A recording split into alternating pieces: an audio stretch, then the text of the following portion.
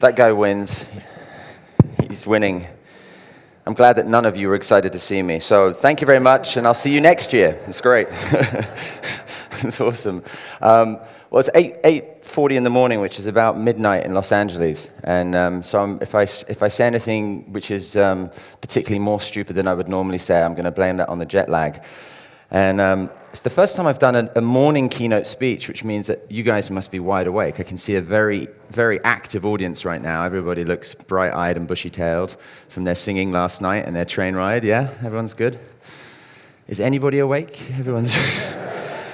So I thought, as you're all, into science, we could spend the next hour just analyzing this graph, right? Because I figured you've had your coffee, there's lots of energy, and there's a couple of you who right now are going, oh, I had no idea he was going to do this. This is great. A few of you are like, shut up, including myself. This is me with slightly better hair on the left there. I really want that hairstyle again. I was told my hair is not far off, but I was one of those students who was very annoying. I was the kind of student that when if you were a parent and you dropped your children off at school, they would all go outside and wave goodbye, and then they would come back and they would all look through the window and they would check that their children weren't sitting next to me. And if they were sitting next to me, they would tap on the window, go, get away from him, move, go, and they would just go, don't sit next to him, he'll distract you. I really wasn't interested in what was going on inside the classroom. In fact, I did everything I possibly could to be outside. That was where I felt was my, my sort of, my home, the place I wanted to be. And pretty evident from my report here, my French report, a whopping great 6 out of 30. This test result is really very disappointing, but not totally surprising. It's amazing how teachers have that tone, right? They can write like that. He tries to give off the impression that he's working, but he's unsettled, distracting to others, and doesn't seem to take his work seriously. It's obvious that he didn't do much study. What a pity. It's true. I wasn't going to lie. That's exactly what happened. But I was that curious student, and that curiosity afforded me this, this opportunity to come and, talk to audiences like you and be in some really fascinating environments. And people often say to me, what do you call yourself? What are you? And I love this Einstein quote because I always think that sort of, sums me up, basically saying that I'm just passionately curious. I've built my career off asking questions and being curious and being that annoying kid in school every day of my life. I don't think I've quite grown up, which is very annoying for a lot of my colleagues who I work with. They often ask me to sort of, they are the ones now sending me outside. But that allowed me to go around. This is me in 2004. I did kite across Antarctica. It took us 100 days to do that on these huge power kites that were experimental kites that we were trying out for a company. What it looks like there is, we were trying to land these things, and they never landed properly. And you'd be, just as you thought you'd put it down safely, it would pick you up and throw you across the ice. A lot of fun. This was up in the North Pole, 2006. I tried to take 16 dogs from Russia to Canada. I spent about 110 days from February all the way through to early July. At that point, the water and the ice was pretty. There's lots of open leads, and I remember our logistics team saying, we're no longer able to get you guys out, so you're on your own. So at that point, we decided about 100 miles off the coast of Canada after being on this epic journey, having to stop this adventure. And I think that was one of that was a tipping point for me in terms of, having adventures that were, I guess in a way, pretty selfish, right? Because you're a few people and you're going to an environment and then you come back and you're telling people, this is what I did. And it's very sort of, in a way, it's very abstract. And I remember coming back and people asking me about the North Pole, and I had been there for 110 days, and there I was, and I came back, and I'd had a few hot showers and a few pints of beer, and slept in a bed, and had some fun with, gone out and sort of relaxed a little bit after living in a tent for that long, and you completely disconnect. And I remember thinking to myself, if I, who have been in that environment find it hard to connect to the issues that are outside, the issues that are very important that we're talking about, then it's not surprising that when we try and tell the message, it's getting lost. We did a big project down in the Amazon as well. That was a fascinating place to be. Has anyone here been to the Amazon? Great, couple of people, which is good, so I can totally lie about what goes on down there. It's an incredible place. It is, one of these places, and we found this was built, this goes up, this is about 700-800 foot, this observation platform that was built by the Achuar, the community that we were with, and you climb up this platform to go up to the top of the canopy to look out over what is just like a massive piece of broccoli. And imagine it's literally, you're this tiny little character on this huge bit of broccoli. That is the Amazon. So you don't need to go now. So back in 2007, I'm continuing all these adventures, and I'm starting to think about, well, as I said, I'm out there, conversations out there, come back into these environments, try and discuss what's going on, and find that there's a disconnect. So we started to think about how do we build conversations around issues that we all have an impact on every single day, that we can really touch, that we can really smell and taste and see. We live in a world of tactility. We live in a world of sort of what's in front of us. Everything we can touch and taste, we react with. We're very reactionary. And a lot of the environmental science is put into terminology that is very abstract for a lot of laymen. It's a lot of chemistry. It's a lot of, tons of carbon. It's a lot of data, right? What's a ton of carbon taste like? What does it look like? What does it smell like? What does it feel like? All the senses that we have, that we use to engage with what's in front of us in the context, the climate, is dissipated because it's just crunched out as data. And it makes it very hard to assimilate. The one thing, though, that we all do every single day and that we all come into contact with is waste, our waste footprint. And so back in 2007, around that, 2006, 2007, I started thinking, what happens if we build an adventure around waste? How would that change the conversation when we finish the adventure and during the adventure? Because it's all something that we contribute to every single day. It's all something we touch. We can see it. We can see it right now. We'll get up from here. There'll be a couple of papers on the floor, some bottles, some this and that. It's all around us. So we can make a choice. We can pick something up. We can put it into a certain bin. We can use a certain object in a different way. So this conversation started, could I make a boat entirely out of plastic bottles? And this was back in 2006. And this guy, Buckminster Fuller, is a real hero. Does anyone know Buckminster Fuller here? I'm sure a few of you as engineers, yeah, a few people. Well, he was a very smart man, much smarter than me. That's why that's his quote and not my quote. And I think this is something that we could all apply to every single day, and every interaction that you have is dare to be naive. It's very easy to make the assumptions that we have everything dialed in, we know what we're doing, and especially in this space, there's a lot that we can learn, but a lot of the time it's the fear that stops us from unlearning, right? It's the fear of getting it wrong.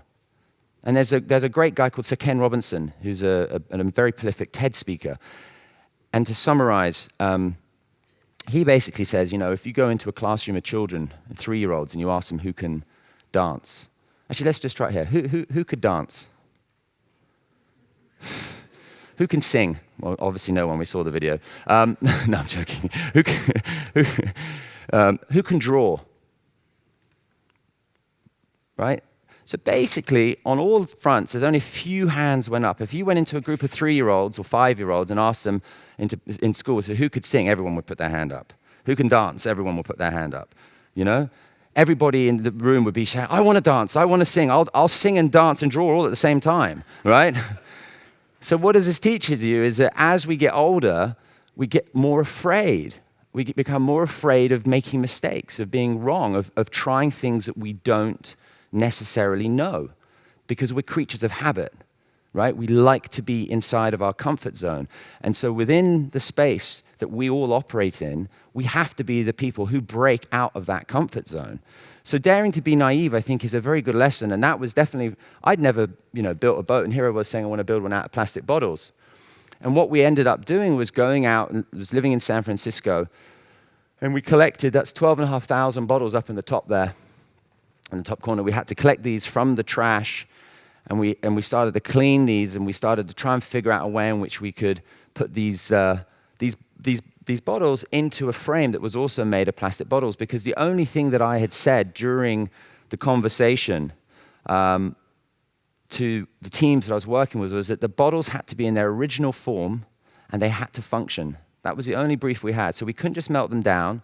So they have to be in that form up top, and then they had to operate in a way that would keep the vessel afloat.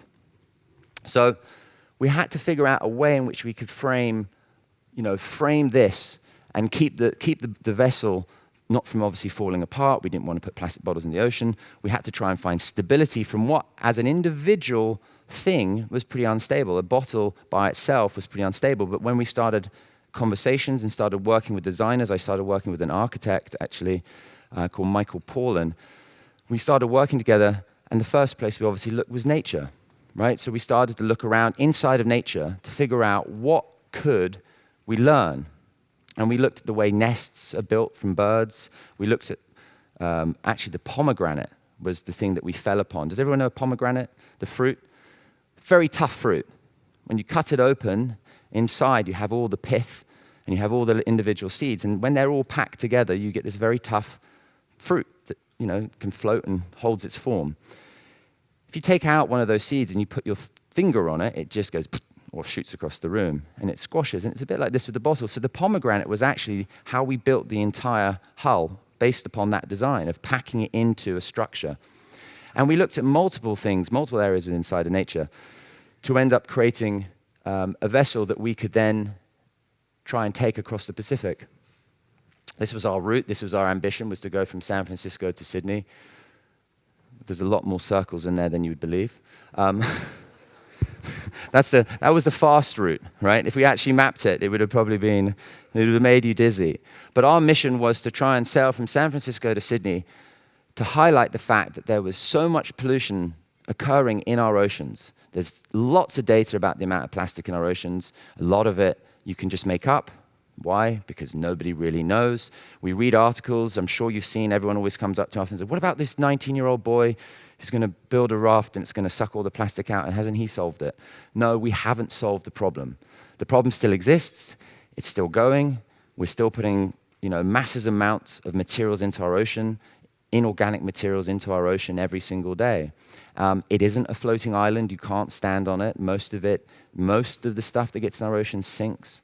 A lot of the other stuff that gets in it photodegrades down to a molecular size level, which makes it far more ominous. If you're a chemist, you'll understand that the plastic attracts the toxins in the ocean. They sit in the life layer of the ocean, which is where the light can still penetrate the surface of the ocean.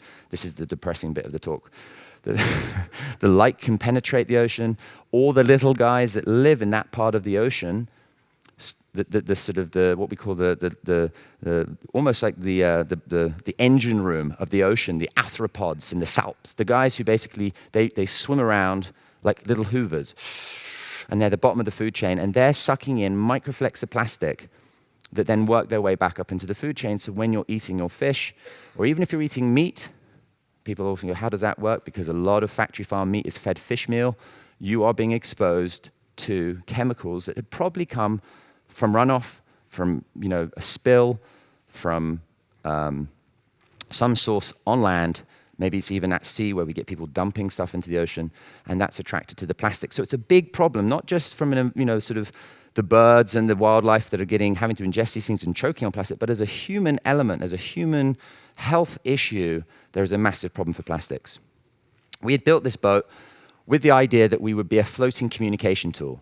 It took us 4 years to build the boat, and we realized that ultimately, we weren't going to be able to go the direction we wanted to go. We were going to basically be sitting on this boat and hope, we had to sort of try and, we could only sail downwind. Are there any sailors in the room? Yeah, a few of you. Great, this is a great audience. This is the most perfect audience because you can just make stuff up because there's a very small percentage of, not a very knowledgeable group. I'm surprised. I'm joking. There's an issue if you can only go downwind. You can't really direct where you're going. You're following the line of the wind. So what we realized very early on was that actually we were a message on the bottle. Our whole mission was to try and create as much conversation. So we would sit, this is us on board, and we would stream live. This was actually streaming live one time into Times Square in New York. talking to kids around the world about the issues. We had this incredible journey. It lasted 4.5 months pretty much at sea. This was a typical view out of the window, drying our clothes, sitting on the back, some of the crew there, bit hot and sweaty. You're on rotation, you're constantly awake, the boat's constantly moving. You don't really sleep a lot, you're getting very tired, you're getting very, I guess, angry and grumpy, cabin fever sets in, and at some point you sit there and go, what's it all for? No one really cares anyway, we're all at home sitting there going, those idiots are out there bobbing around, we'll pick it up when they get to shore, So this is, a look, oh, sounds like we're getting shot by a computer. This is underneath the vessel. These are some shots from, you can see the boat was made entirely underneath the bottom of the vessel with those bottles that took us across this incredible ocean. 29% of our planet is the Pacific. And so we would sit on the back of this vessel and bob around, and finally when we arrived, we'd created this, what I thought was a fantastic message. I was like, this is great. We've created this incredible conversation. What have we achieved? And everyone was super excited, and this was actually the moment we stepped off the boat. That's me in my pink hat. And I think they were like, what do you think? And I was like, I think I need to go to the loo, and then I'll have a conversation with you. It was the first thing I think I said. But we built this incredible narrative at a time when plastics in the ocean weren't really being discussed. We went from a very crazy idea to making the list of Time magazine as one of the 50 best innovations of the year, alongside the plastic heart and the iPad, which is kind of like, way, and that was a highlight. You're like, yay, look, we've done it, problem solved, right? You think, okay, we can go home and move on to another issue. No. And this is really the crux of why I think we're all here. I sat on the back of that boat for many hours, as you can imagine, thinking about what's going on, what's the state of our planet. There's nothing more humbling than being on the back of a boat, looking at the endless horizon, realizing how small we are, realizing how fragile we are, and realizing how disastrous it is, the impact that we have on our planet every day. There used to be an intentionality to our destruction. We used to hunt and gather. Yet today, we are killing the whole time. We're at war with nature. I like to call it Death Jenga. Imagine, does everyone know this game Jenga? It's a great game, yeah? It's amazing. More people know this game Jenga than all the other questions I've asked you. It's good. It's a fun group. So, Jenga, as you know, when you pull out the little blocks, the tower falls down if you get it wrong. And in a way, this is how I look at the systems on our planet. We are pulling things, species, and we're pulling systems apart, and we don't know what those bricks are. We're not even questioning them. We're losing more species today than we've even documented, right? And we're pulling them out, and we don't know at which point that thing wobbles over and collapses. And that, to me, was a really scary thought. It was like, how, as an intellectual species, which is very debatable, the word intellectual species, how are we allowing this to happen? That was the question. And I look at it in this context of that we're currently facing what I call a nature emergency. And how do we get to the next stage? And there's 5 stages for analyzing grief and suffering. This is the Kubler-Ross model. And I think it's quite interesting because you can use it, I think, for more than just obviously suffering and grief, but you could actually use it to apply to the conversation we have with the environmental movement. First stage is denial. We know we've been through that. We know there is still some denial, right, in some sectors. We all know that sometimes we get angry. We all know that sometimes we bargain. Maybe if I make this choice, should I do it? I'm not sure. We're all at that point. I'm sure is inside your own sectors, your own industry, there's always that bargaining. Should I do it? What are the upsides? What are the downsides? Then you get to a point where sometimes you just get depressed and you go, God, I'm not sure if it's really making a difference. I'm not sure if the mountain I'm trying to climb I can reach. And finally, if we can get through to acceptance, then we start to act. And this, I think, is represented from the media standpoint. This is represented from industry standpoint. This is represented from an individual standpoint. I know I go through every single one of those stages at some point. Some points I get angry. I get angry at the green movement as much as I get angry at the businesses that are doing something bad, for the environment. I get depressed about the scale of things. Sometimes I'm totally in denial. I'm like, yay, the planet's fine, woo, just, and go around my everyday life. Other times, I sit there and go, I've got to do something about it. I can't stop, and I accept it. And I think that's a fair way to look at this. And I try and refine that by saying, how do we give nature a voice? We live on this planet with so many other species. We are part of nature, yet we have completely drowned out nature's voice through the way we act, the way we consume, the way we move, the way we live, the way we engage. We have totally disconnected ourselves. And I think part of the problem has been us as environmentalists, people who really have just become the sort of undertakers for nature. What we do is we stand on stage and do this. Nature is dying. You never see the news. It's not like 10 o'clock news, today we just found a huge forest and there was a whole discovery of new species. It's never like that, is it? It'd be great if it was, but it's not. We constantly hear the bad news. We are the purveyors of that bad news. And that, in some way, just pushes it back. You go back to that chart, and you go into anger and denial and despair. And every single day, my pocket vibrates. I look at my phone, there's another thing. It's a disaster, it's an earthquake, it's a landslide, it's another flood, it's another fire, it's another species loss. All on our watch, right? There's 5 white rhinos left. 5. One of them now is in Kenya. The only one that's sort of actually in the wild, is in a reserve in Kenya with 3 full armed guards standing next to it. Gone. That species is gone on our watch. Big guy, not a little guy, not one of those little ones who are like, oh God, I wish, why don't mosquitoes just disappear, right? That'd be nice.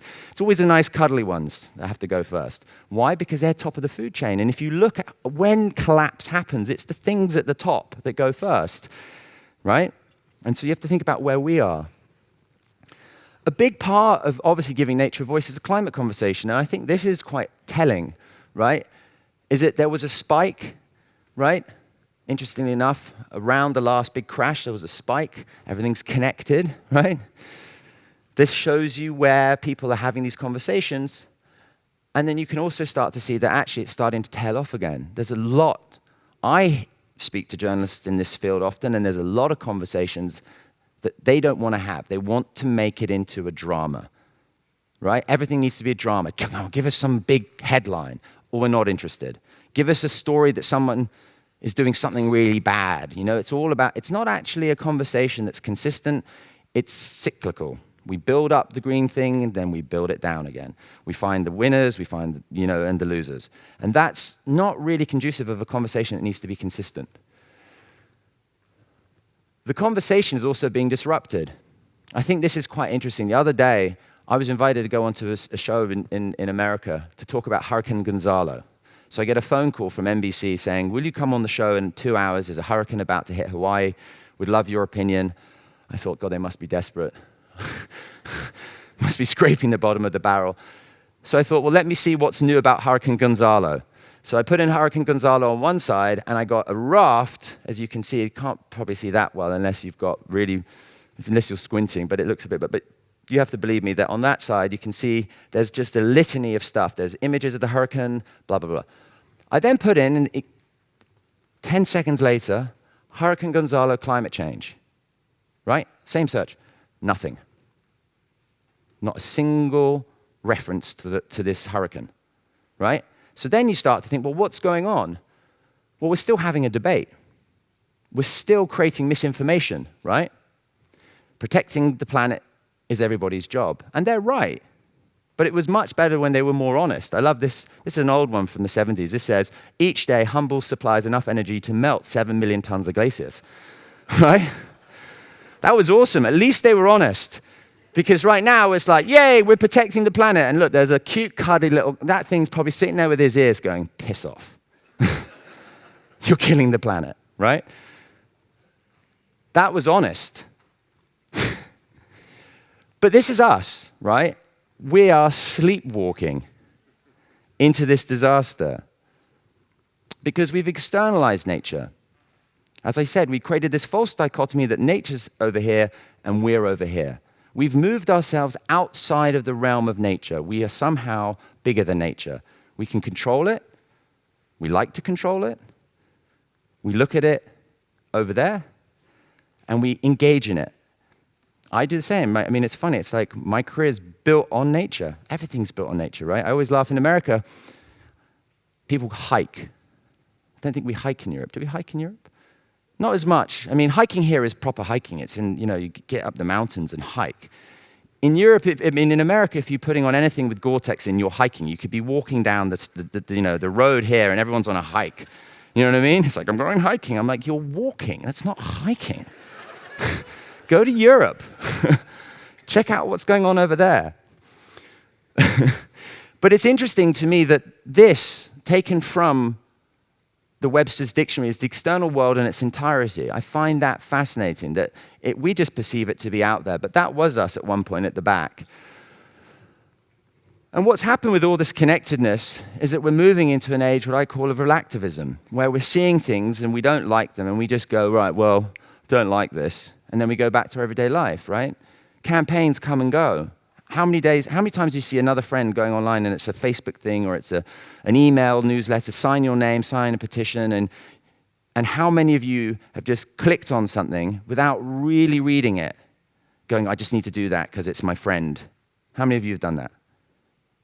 Wow, I'm the only one in here, am I? Come on. We've all done it, right? We all get overwhelmed. There's always a thing, and it comes in, and you think, oh, God, I must do one thing, and they're going to track me, and they're going to... And so what I feel is happening is we are more connected. We can hear all these bad stories, but yet we're not connected in the context of actually doing something, right? Green's become a super color, yeah? It's just a super color everywhere. If you put green on something, they did a study recently on the color, and they put 2 chocolate bars on the shelf. One had a green label, one had a red label. 60% of people went for the green label because they thought it was healthier, right? So we know that. We know that Fiji water, every drop is green, is not true. I think they took a little bit of a hint from us and built a boat out of plastic bottles underneath. And I love this. This is the American green dream right there, is the Hummer with eco-smart water, right? I mean, that is the dream. So how, let's put it into context. We're just trying to show you how we're losing context with giving nature a voice, how our supposed activism, right, is really panning out for us. Our supposed desire to change things. This is in Asia. Let's not worry about the pollution. We'll just take a photograph on a clear day, and you can stand in front of the photograph and imagine it was clear because you were kind of there, and it all kind of works, and you can't necessarily see what's going on. Otherwise, it's brilliant, isn't it? I mean, that, again, sums it up. And we laugh, but we're all connected, right? I talk about it in the context of saying we're living with an outdated brain model. And what I mean by that is that we're more afraid of evolutionary fears. They're much harder to extinguish those evolutionary fears than modern fears. So we're much more afraid of camping in the woods than losing the woods. We're much more afraid of being bitten by a snake than we are of losing that species. And the same applies when you get into the realms of chemistry, for example, right? Because we don't know yet what the reactions and the actions are of some of those chemical reactions. We know a lot of them in individual instances, but when you start to cross-pollinate chemistry and take it outside of the lab and let it filtrate into the atmosphere, in the ocean, the air, the food, we start to get into even harder ground to start understanding how to deal with that problem, because it's invisible and it's completely counterintuitive to how we operate. We operate flight and fight. If I can't see something, but yet it's harming me, how do I react to it? I want to try this one. This is always a fun one, just to reiterate my point. Say BlackBerry. How many of you thought this? How many of you thought that? Right? Again, it just talks to where we're moving. The business of nature. This guy on the left is $1 million dog. Big red, right? $1 million. It's a Tibetan Mastiff. Why? Because of his bloodline. He's bred distinctly related to a breed of hunting dog, and it's the purest form, and it commands a high price. This tuna on the right was about $1.2 million in the fish market. Again, we command a high price for nature. Why is it that much? It was a bit of a stunt by a sushi restaurant owner, but it was also a sign that those those big guys in our oceans, the panda bears of our oceans, I call them, they are starting to disappear and commanding a good price. And it's in people's interest. The nature effect takes hold across marketing, right? We use it where it's convenient. This one was actually a real ad on the top there from Diesel, Global Warming Ready in New York. Came out not too long after Sandy hit. I mean, it's quite on the nose. And then we can do better, right? When it comes to actually looking at food, for example, right? So on the left here, we've got the salmon chart. If you don't want your salmon a certain color, we can dye it for you. This person realized that actually a watermelon is very awkward to pack on the shelf. Got a point. So let's make them square, you know?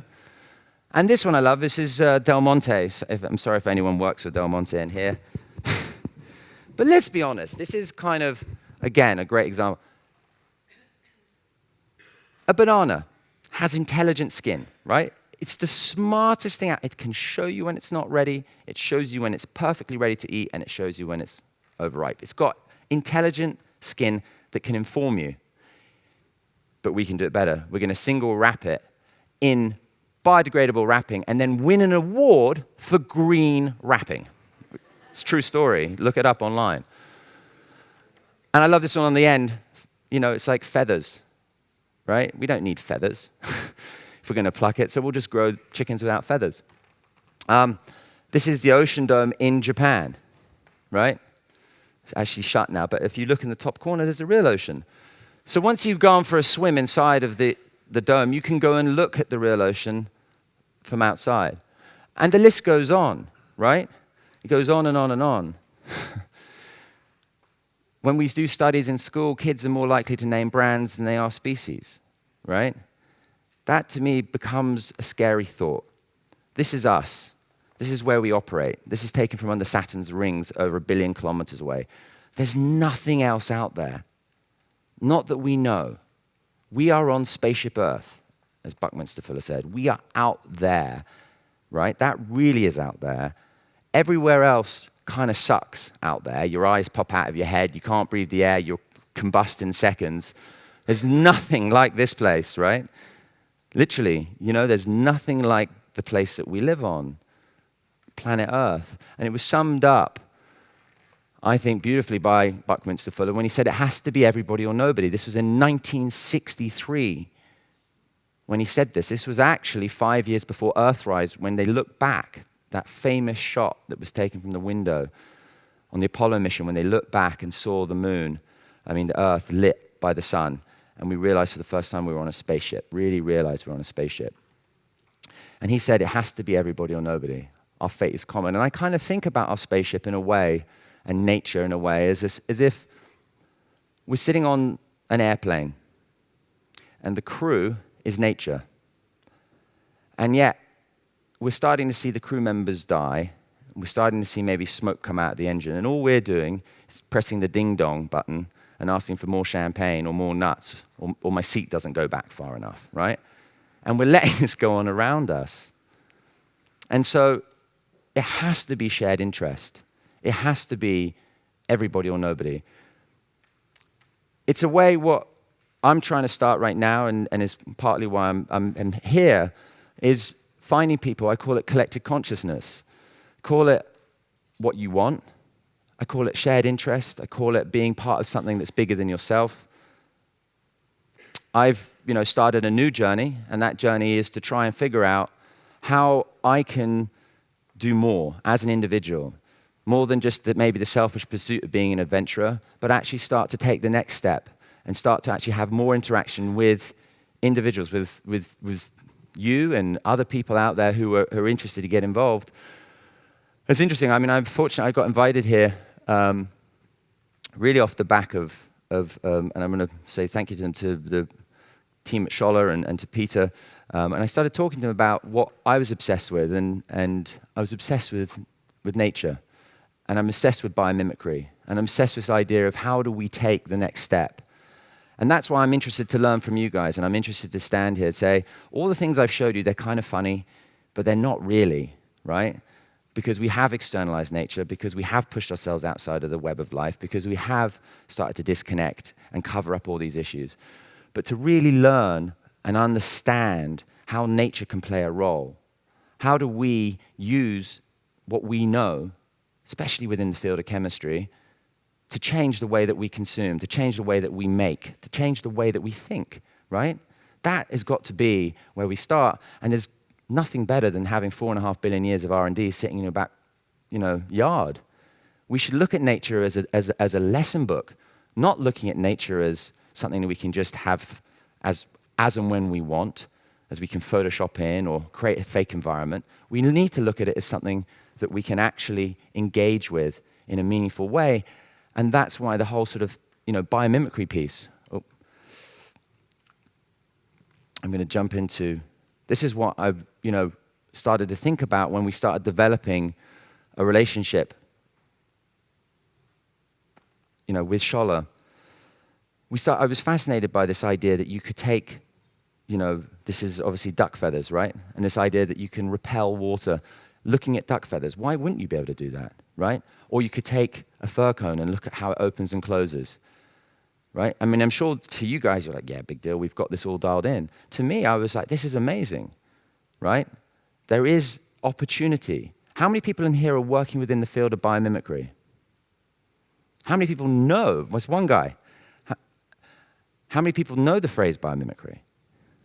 So you all know it, and how many people would like to do more with biomimicry, more with nature, working in harmony with nature?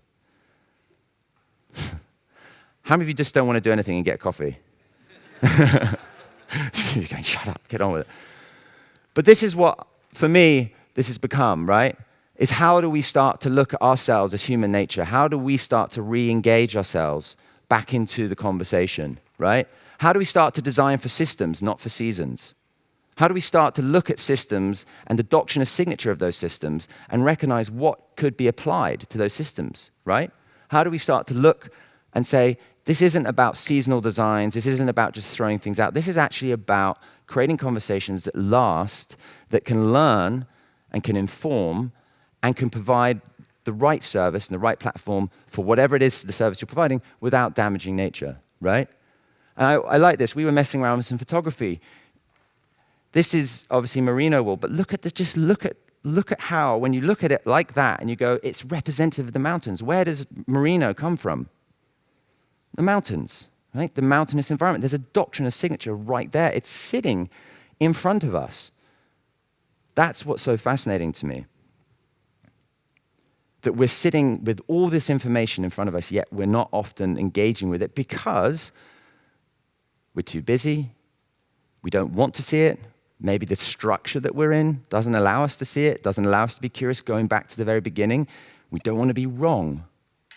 So I'd leave you just with that thought of saying, don't worry, you can't really read that, but don't worry about being wrong. Because the only way you learn is when you find out what it isn't. Right? The only way you're going to move forward and create the next thing that is going to have the biggest impact possible is by making mistakes and is by shared values. And these are just some thoughts about how to, always be looking. Consider everything alive and animate. Everything is interesting, look closer. Alter your course. Observe for long durations. Notice the stories going on around you. Notice patterns and make connection. Document your findings. So on and so on. I'm running out of time. This thing's flashing at me.